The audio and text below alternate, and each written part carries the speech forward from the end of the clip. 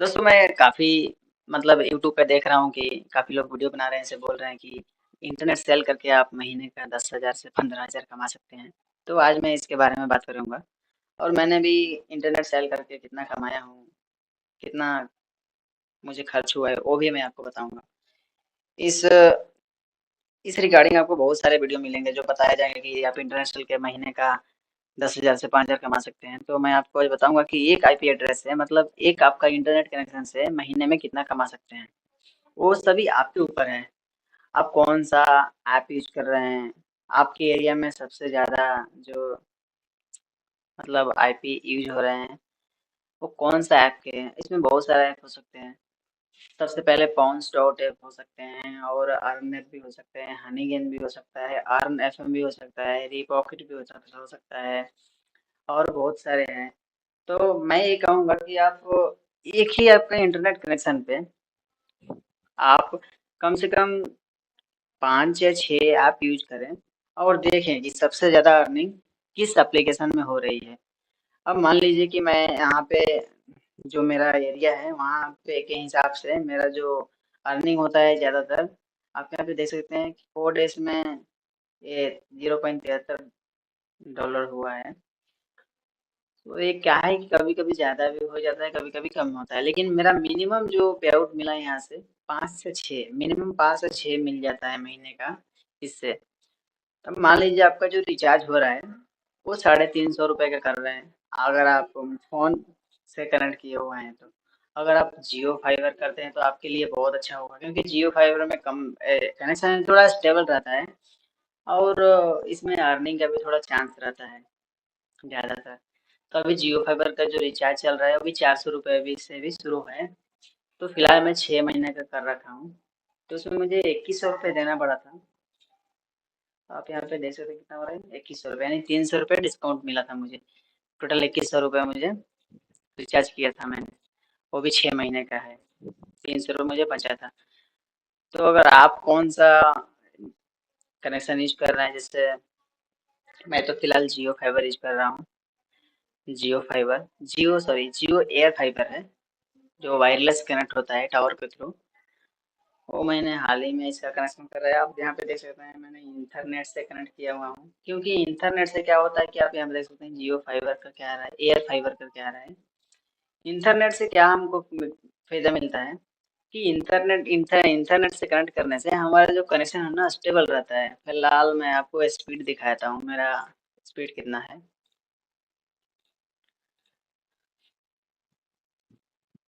Phone में तो speed काफ़ी ज़्यादा आता है। मेरे यहाँ पे जिस नेटवर्क है वहाँ पे स्पीड जो होता है 500 से डाउनलोड स्पीड होता है 500 से 400 और जो अपलोड स्पीड होता है वो मैक्सिमम 50 जाता है।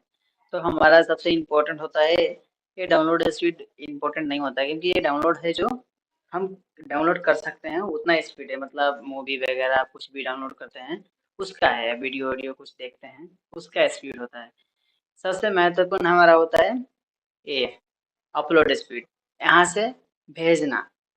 आप समझ रहे हैं ना यहाँ से टावर तक भेजना। तो हमारा यहाँ पे अपलोड स्पीड इतना है और लेटेंसी मात्र 18 मिली सेकेंड है। लेटेंसी सही है 50 से कम ही होना चाहिए। तो लेटेंसी तो सही है आपके एरिया के हिसाब से ये होता है क्योंकि मैं भी डाटा शेयरिंग काफ़ी सारा मल्टीपल ऐप यूज कर रहा हूँ और सभी जो आप यहाँ पे देख सकते हैं टास्क मैनेजर में आपको दिखा देता हूँ इसीलिए मेरा कनेक्शन थोड़ा स्लो है।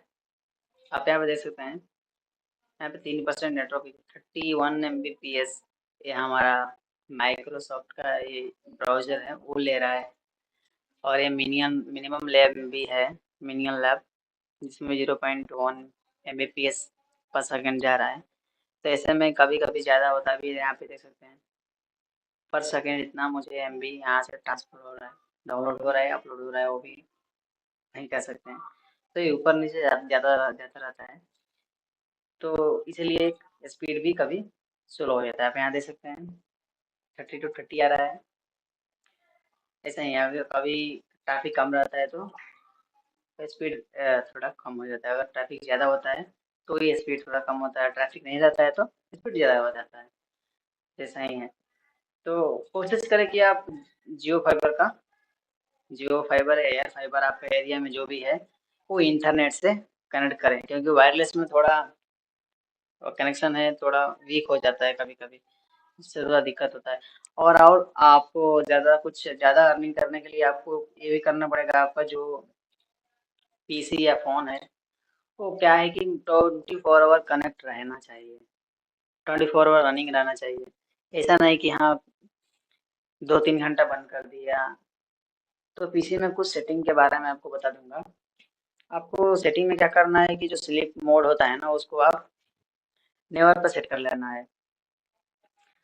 तो उससे क्या होगा कि कभी आपका पीसी बंद नहीं होगा पीसी, तो अर्निंग का रफ्तार ज़्यादा होगा, क्योंकि जो भी अर्निंग ऐप होता है वो एक ही दिन में आपको पैसा लाके नहीं देता है। आप एक के महीना 2 महीना टाइम स्पेंड करते हैं और महीनों तक आप 24 घंटा पीसी को ऑन करके रखते हैं, तो आपका जो नेटवर्क स्कोर है वो ज़्यादा होता है और नेटवर्क का भी डिमांड रहता है, क्योंकि कंपनी चाहती है कि जो जिनका आईपी मतलब 24 घंटा रनिंग रहता है उससे उनका उस पर भरोसा रहता है, तो डाटा सेल होने का चांस ज़्यादा रहता है, क्योंकि ट्रैफिक आपको मिलता है।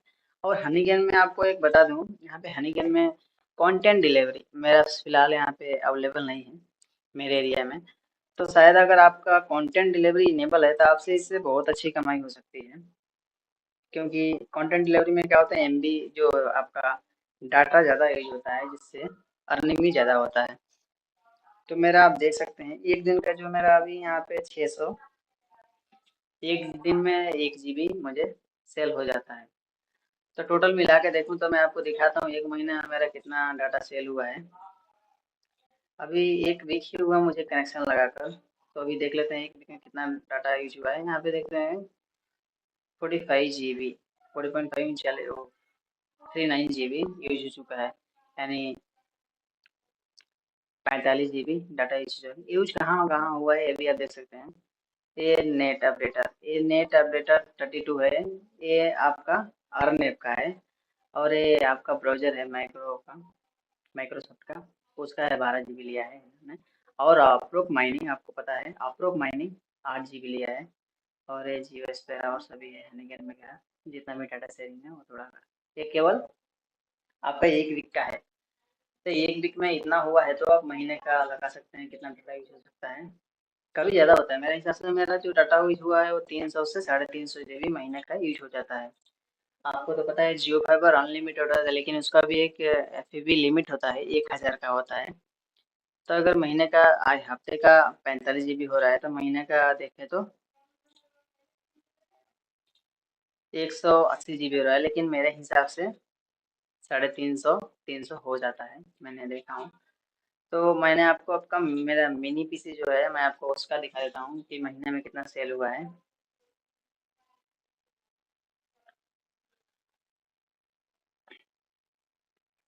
आपको मैं भी दिखाता हूँ यहाँ पे। थोड़ा मैं इंडेक्स से इसको कंट्रोल कर रहा हूँ, इसलिए थोड़ा स्लो हो सकता है।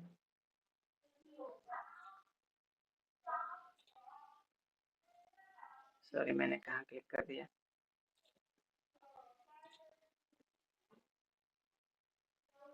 आप यहाँ पे देख सकते हैं 255 जीबी, वो भी लास्ट 30 डेज का, लास्ट 30 दिन का मुझे 255 जीबी मुझे यहाँ पे यूज हो चुका है। यूज कहाँ कहाँ हुआ है ये भी आप देख सकते हैं।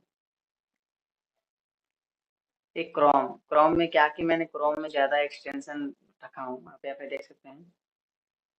और इसमें डाटा डाटा का मैंने अलग अलग एक्सटेंशन रखता हूँ, डाटा के लिए जो बैंडविड्थ के लिए होता है उसका अलग होता है। और मैं जो पीसी का जैसे सीपीयू यूजेस का अलग रखता हूँ। आप यहाँ पे देख सकते हैं दो ब्राउज़र रखा हूँ, एक ब्रेव ब्राउज़र है और एक क्रोम ब्राउज़र है। तो आप ये सबसे ज़्यादा हुआ है जो क्रोम ब्राउज़र में हुआ है, और दूसरा है नेट अपडेटर दो दो जगह लिया है। यहाँ पे देख सकते हैं नेट अपडेटर 32 का 42 जीबी 32 जीबी लिया है, यहाँ पे अप्रोक भी लिया है 25 जीबी, और हनीगन भी 22 जीबी लिया है। यहाँ पे बिटपिन मैंने एक ही एप्लीकेशन पर बिटपिन यूज करता हूँ जो सीधा सोलोना में एसओएल में अर्निंग देता है। आप एक सही है, लेकिन इसमें अर्निंग काफ़ी स्लो होता है। आप यहाँ पे देख सकते हैं, जो आज का मुझे जॉब मिला है, वो 11 मिला है और पूरे